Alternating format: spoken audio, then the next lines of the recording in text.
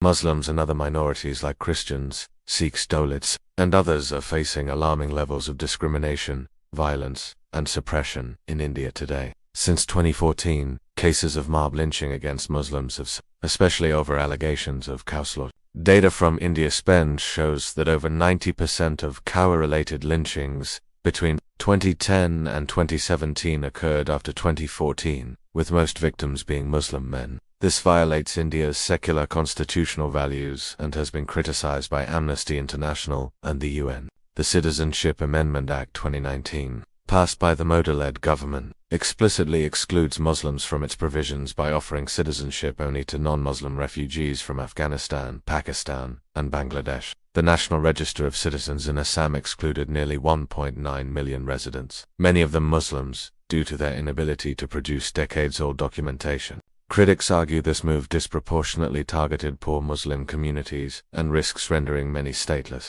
Independent investigations by The Wire, BBC, and Amnesty International showed video evidence of police inaction, bias, and even participation in violence against Muslims. Despite India's secular constitution, courts upheld the ban, raising concerns about discrimination and gender inequality. During the February 2020 Delhi riots, 53 people were killed, most of them Muslims. For example, Kapil Mishra's incendiary speech just before the Delhi riots, despite clear video evidence. Arrests were delayed and charges were minor, reflecting police and judicial bias. And anti-nationals by government leaders and state-backed media, attempting to delegitimize peaceful dissent and suppress minority voices, and Yogi Adityanath's repeated targeting of Muslims under the guise of love jihad have been widely condemned. Prominent BJP leaders have made public hate speeches against Muslims without facing consequences. This legal discrimination restricts their social mobility and access to affirmative action.